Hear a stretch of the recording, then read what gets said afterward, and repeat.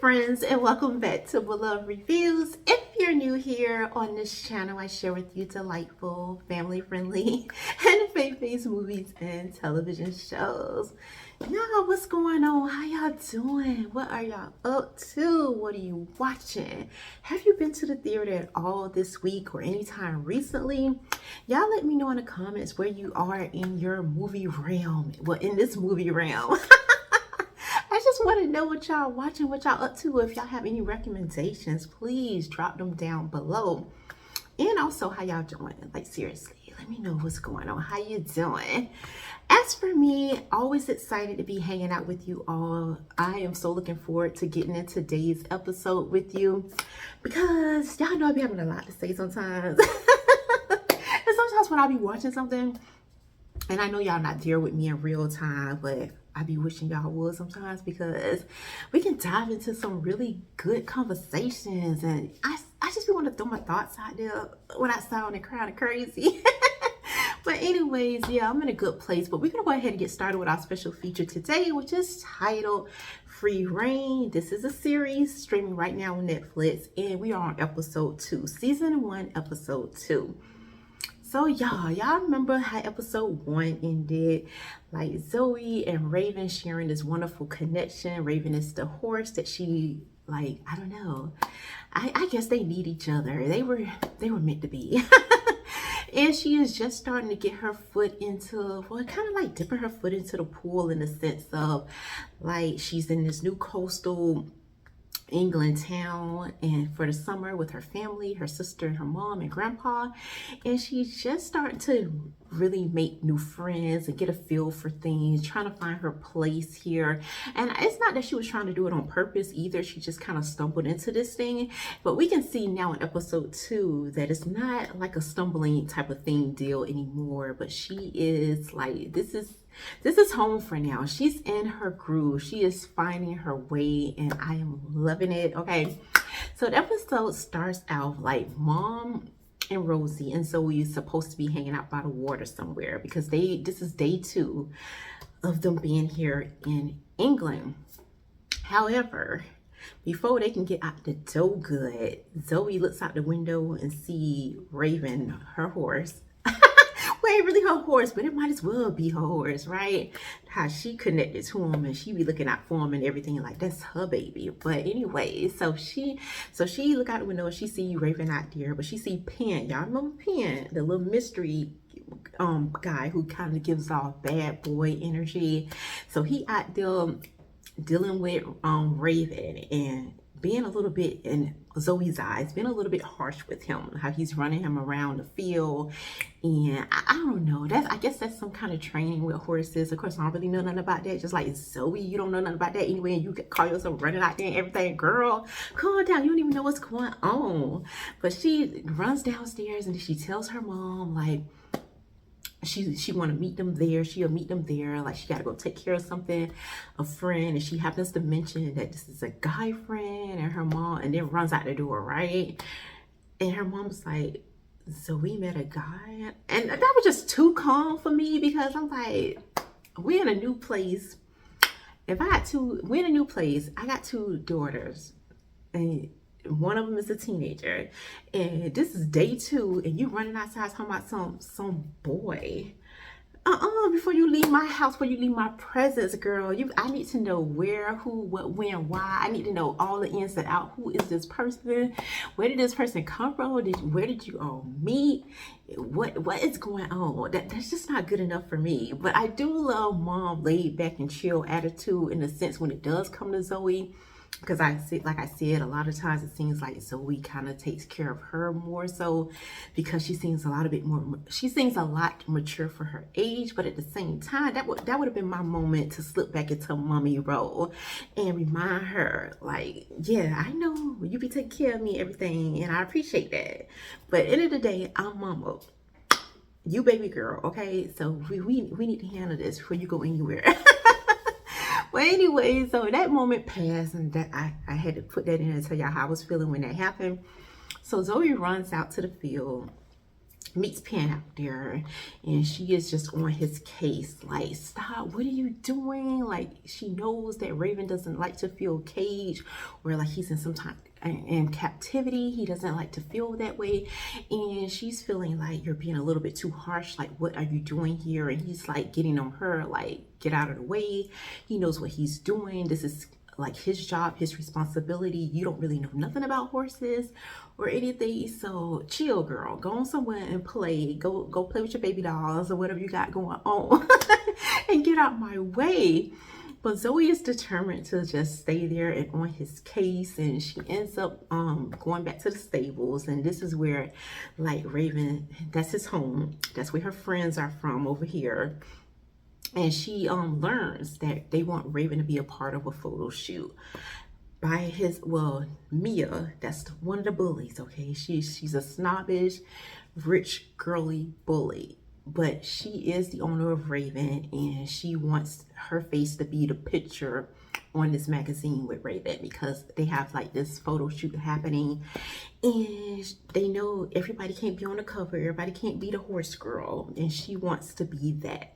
Even though she, like I said, her attitude is just not the best. She don't deserve anything as far as I'm concerned, but she knows that Raven is beautiful, and if the photographer can get a hold of Raven, she knows that she would be the face. Her and Raven would be the face of this cover. But the thing about her is, and that's the strange part to me, I guess because they're supposed to be working with Raven because he's like a wild horse, and trying to get him to be more trusting towards people, because right now he doesn't really trust anyone as far as they know. But they starting to see little by little he trusts Zoe, so I'm loving that. But anyway, so Mia, that's her name, the snobbish rich girl bully, she is determined to like be pictured but she on this magazine, but she also wants to be like sitting on top of Raven, and that doesn't work for Raven, and they're still working with him. But because she got money, her family has money and different things, so they decide to go ahead and they ask Zoe to help Penn get Raven ready for this photo shoot to do with Mia. And I'm feeling some kind of way about that, because I'm like, but then I'm reminded, this is how it is in the real world too. People who have money, number one, you got money, that you also have power. And a lot of times people cater to what they want, even if it's not for the best of others, but even if it's not best for them.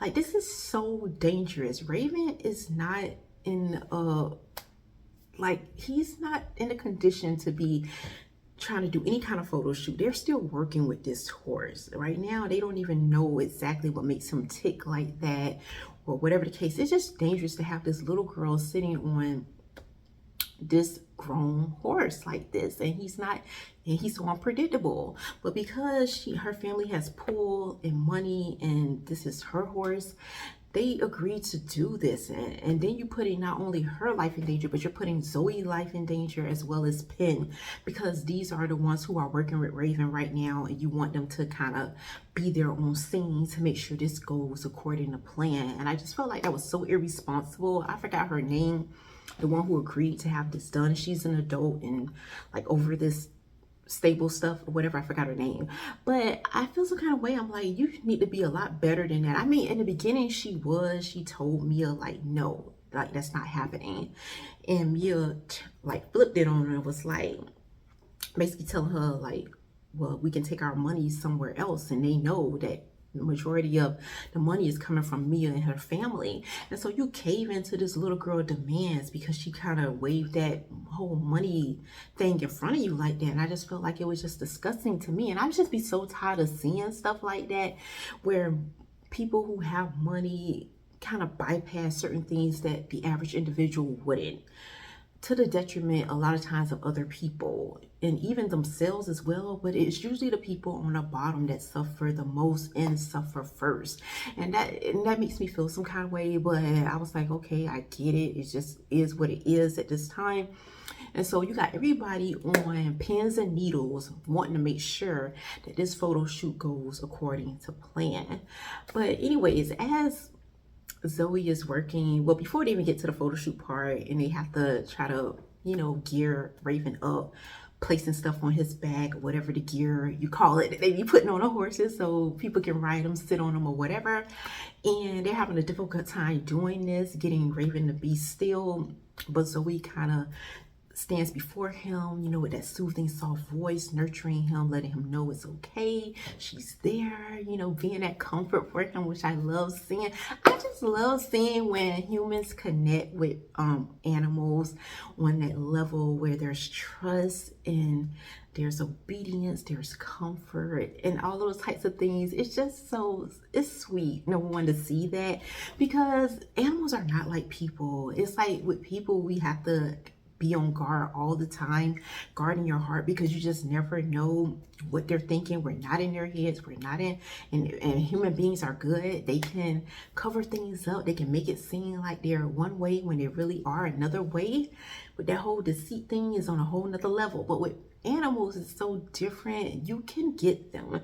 It can get to a point where they're predictable and you can understand them a little bit more, even though it's always going to be that unpredictability there, because they are animals at the end of the day, right? But if nothing else, you know when they love you, you know when they're connecting with you, you know when they trust you, their gestures, their mannerisms, and the different things, how they behave with you, that is very out front. We know, we get it, and you can tell Zoe is not like afraid of him. In the first episode, she had moments of fear, and just knowing that she has to still tread softly and be careful because it is a horse, it is a wild animal. But here in this episode, it's like she moved past that very quickly. Like, she knows that he's not going to hurt her. She knows that any of his actions are not because he's trying to be cruel or mean or like attacking towards anyone. It's just he doesn't trust human beings. He is an animal and he wants to feel safe, and he needs someone to make him feel safe. And Zoe seems to get that, so she is quick to grab his face, you know, soothing him with her hands, soothing him with her voice. And I just love that you can tell she feels right at home, even more safe with that horse than with a human being. Even though the girls she met are nice, Pen is pretty decent as far as, for the most part, as she could tell, even though I said, you know, she probably got that little thing for him and everything. Okay, it's a little something there, but she knows like how far she can go. She knows when it comes to human beings, you still have to have that guard up. You still have to put some distance between you because you just never know. But with this horse, she's there. She's fully like vulnerable. Like everything is, she takes everything off in a sense to be that safety net for Raven, this horse here. And so she does get him to the point where they're able to start putting the different things on him, the equipment to get him ready for the photo shoot. And Penn is looking at her like, wow. In all his years of working with horses, working with animals, and especially working with Raven right now, he's just never seen Raven be as he is with this girl. And I know that's just really like kind of like contributing to his attraction to Zoe as well, to see that literally she's one of a kind. There's no one like her. And Raven picked this up, and he can see why. Like, he can totally see why this horse is taken by this little girl, this teenage girl here, because he's just as taken with her. And you can tell like in his expressions, like he's fighting those feelings, fighting those emotions, because he know. I forgot to tell y'all, like in the first episode, his dad warned him about her. Like when he brought Zoe up to his dad in a kind of nonchalant kind of way, his dad picked up like Penn feeling this girl, and he's like, I'm warning you right now, like I know girls like her, they're not good for you. They would never really like you, never really accept you. You would never be something to them. It's like that's the category he put Zoe in. And he told his son Penn that, and Penn is like, felt, you can see it in his expression, like he didn't like that his dad said that, like prejudging this girl. And on top of, in a sense, not only you're prejudging her, but you're making me feel some kind of way as your son, as a guy, as if I would never be good enough like what's wrong with me? I can never be good enough for a girl like that, you know? And I felt him in that moment, because it's like, you don't even know this girl.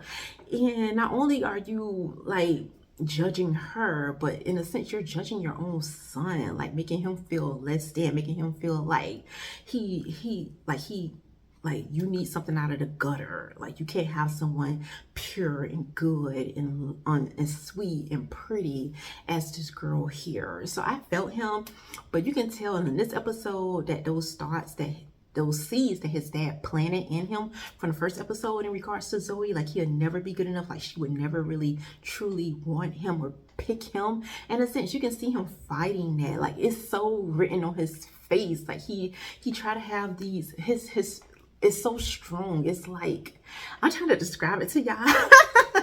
Y'all gotta bear with me. I'm trying to describe like his expression. It's like his jaws are like so stiff and strong. Like the expressions on his face always have to be like that. It's never like he never seemed just loose and calm and at peace as far as his expressions on his face. But in particular, you can tell when he's finding himself falling for Zoe.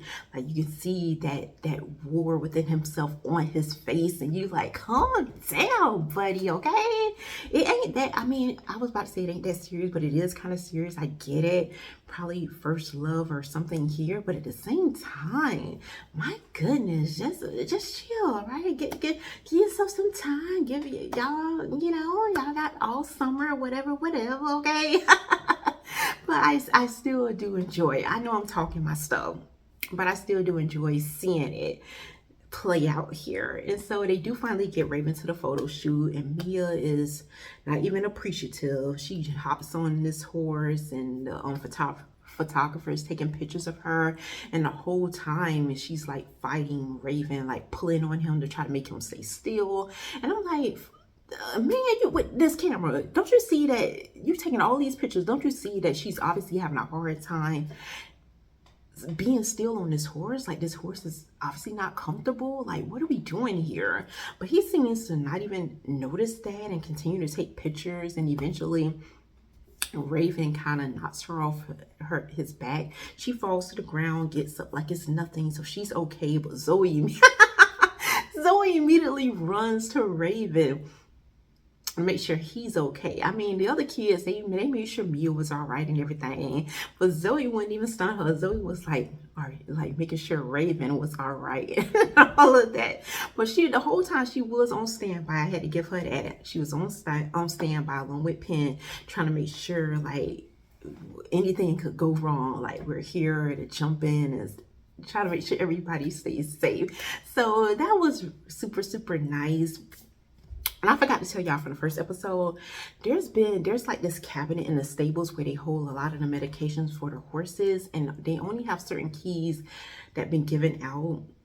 But they noticed that certain medications, certain bottles were missing, and they still don't understand. So that was a bit of a mystery.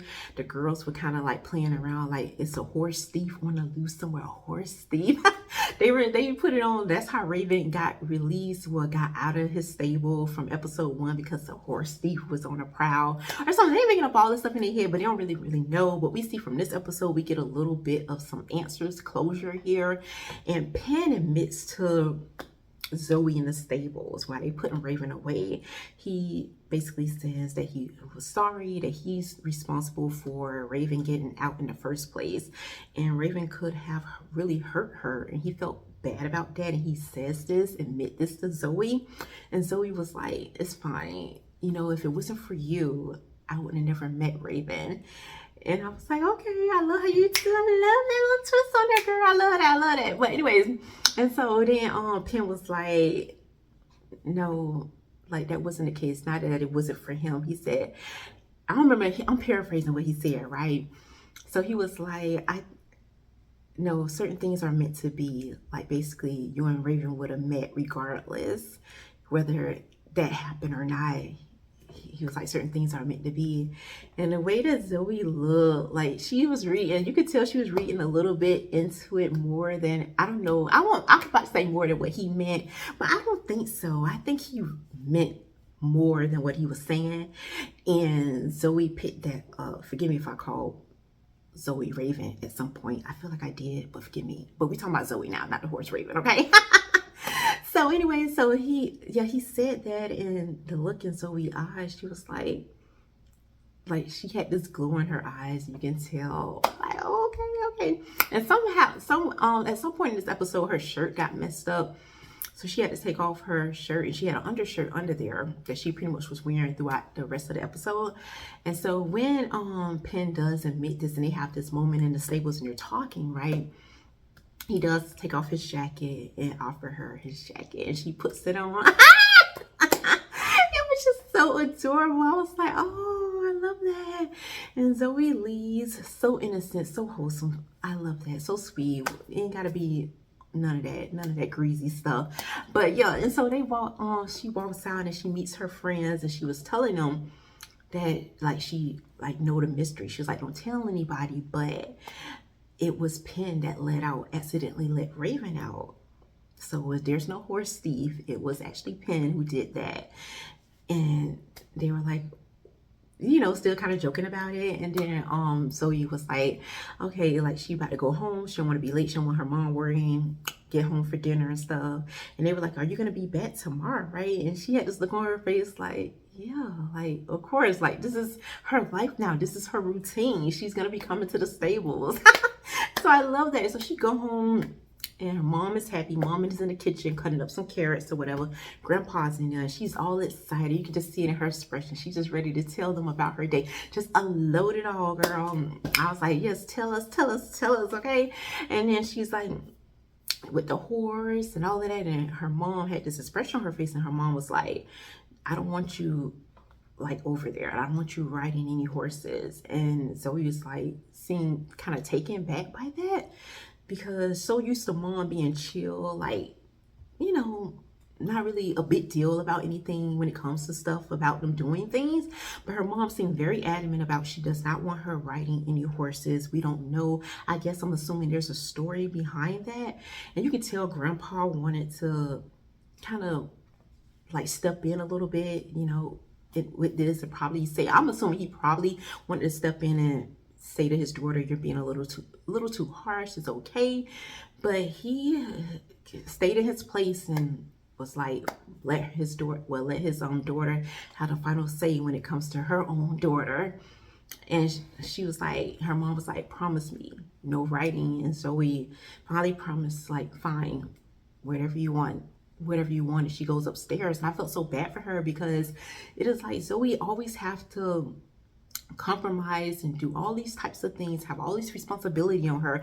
And of one time in her life where she has a little something for herself, and you are taking that away from her, making her promise not to even engage in none of the stuff that is clearly making her happy. And so she goes upstairs, and she doesn't seem to be allowing it to make her, put her in this funk, even though you can tell she was kind of hurt by it.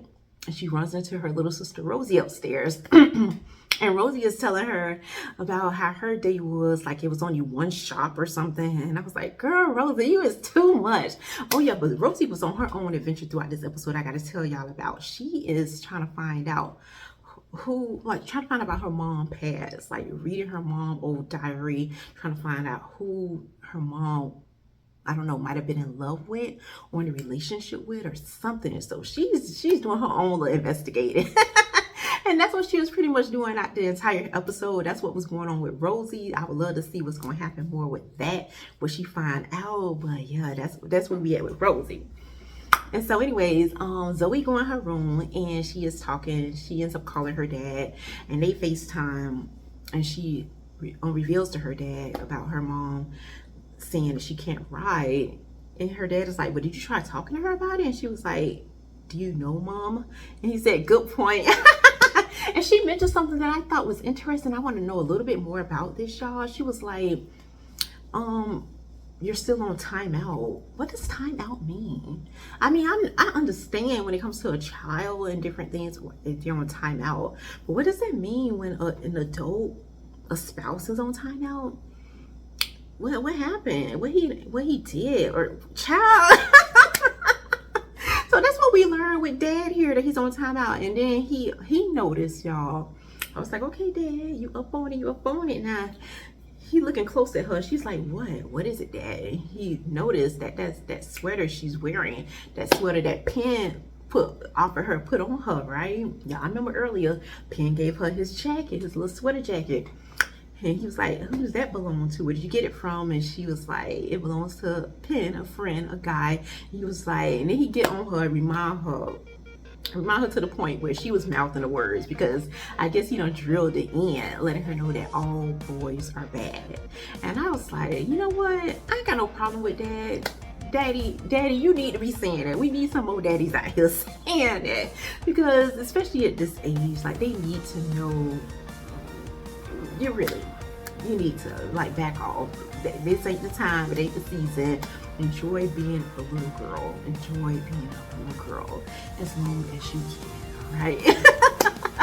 But I love that. And the conversation ends up ending, and then she ends up saying bye to Dad, takes off the jacket, put on her bed, and she noticed, like in the mirror, when she threw it over there, that something fell out the pocket, and it was one of those bottles, y'all, from the stables that, like I said, the bottles been missing, like little by little. They noticed that certain bottles been missing from the cabinet, and she noticed that this is the same one that they were talking about that being missing, and Penn had it in his jacket, and she was already thinking, y'all, in her mind, because y'all know we can kind of hear her thoughts throughout episodes sometimes when she shared with us, right?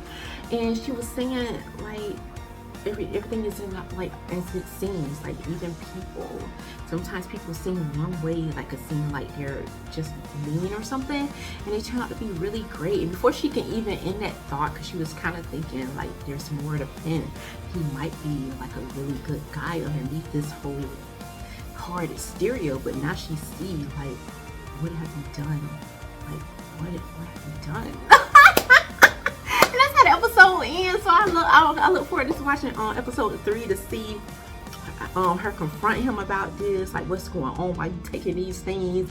And you can't even front about it, you can't even do that, Penn, because it was in your jacket, the jacket you put on me, okay? You was that wrapped up in me that you ain't even know. You done forgot that you had something in that jacket that nobody should have saw that was in that jacket.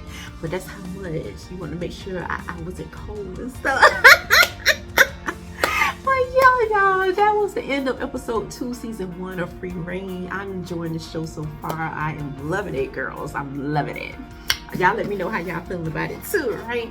So we're gonna go ahead and get into our scripture, and we are coming out of Proverbs 3, verse 27. And it reads, do not withhold good from those to whom it is due, when it is in the power of your hand to do so. So that's all I have for y'all for this video. Thank y'all so much for hanging out with me. Until next time, may the Lord bless and keep you both now and forevermore.